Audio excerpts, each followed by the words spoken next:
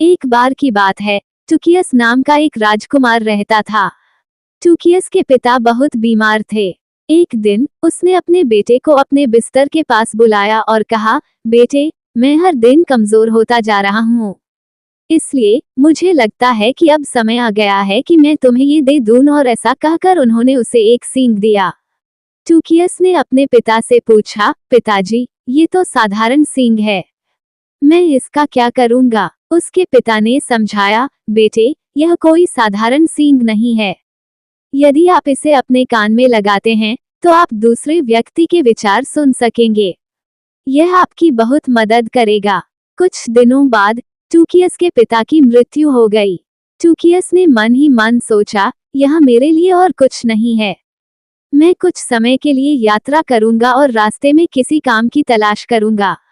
ये कहकर वह अपने पिता का सींग लेकर चल दिया। कई दिनों की यात्रा के बाद वह आखिरकार एक महल में पहुंचा। वहां उसकी मुलाकात महल के मालिक से हुई, जो लंबे बालों वाला एक विशालकाय व्यक्ति था। उसने विशालकाय व्यक्ति से उसे कुछ काम देने की गुहार लगाई। दानव ने कहा, यदि आप अच्छा पका सकते हैं तो आप मेरा भोजन बना सकते हैं। उसने विशालकाय व्यक्ति को बहुत स्वादिष्ट डिनर बनाकर प्रभावित किया और इसलिए उसे काम पर रखा लिया गया।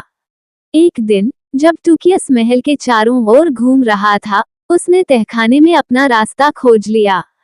जैसे ही वह करीब आया, उसने किसी के रोने की आवाज सुनी।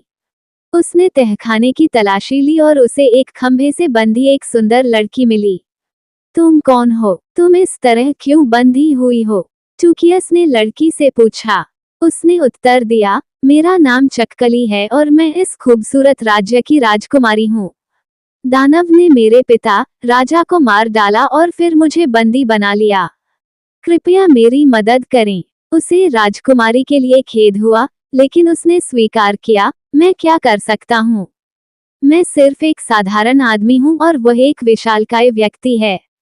मैं उस पर कैसे हावी हो सकता हूँ? टुकियस बहुत दुखी था क्योंकि उसे राजकुमारी की मदद करने का कोई रास्ता नहीं मिल रहा था। एक दिन उसने फैसला किया, मेरे पास खोने के लिए कुछ नहीं है। मुझे पिता के सींग का उपयोग करना चाहिए और देखता हूँ कि क्या मैं दानव के विचारों को सुन सकता हूँ। जैसे ही उसने अपने कानों के लिए सींग उठाया, उसने विशालकाय व्यक्ति को ये सोचते हुए सुना, मुझे लगता है कि रसोइये को राजकुमारी के बारे में पता चल गया है। कल मैं उसे नाश्ते में खाऊंगा। तब तक मुझे ये सुनिश्चित करना होगा कि वो नहीं जानता कि मेरी ताकत का राज मेरे बाल हैं। टुकियस को ये जानकर प्रसन्नता हुई कि विशालकाय व्यक्ति अपने लंबे बालों के बिना उसका कुछ नहीं बिगाड़ पाएगा।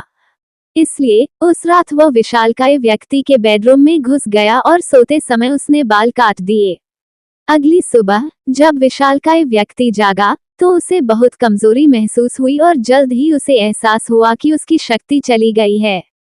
ये जानते हुए कि टुकियस अब उसे आसानी से हरा सकेगा, कमजोर विशालकाय व्यक्ति ने अपना सामान इकट्ठा किया और महल से भाग गया। जैसे ही टुकियस को पता चला कि दानव भाग गया है, वह भागकर तहखाने में गया और राजकुमारी को मुक्त कर दिया। अंत में विशालकाय व्यक्ति का अभिशाप हटा लिया गया और वो जगह एक शानदार महल में बदल गई। जल्द ही टुकियस ने राजकुमारी से विवाह किया और उस राज्य का राजा बन गया।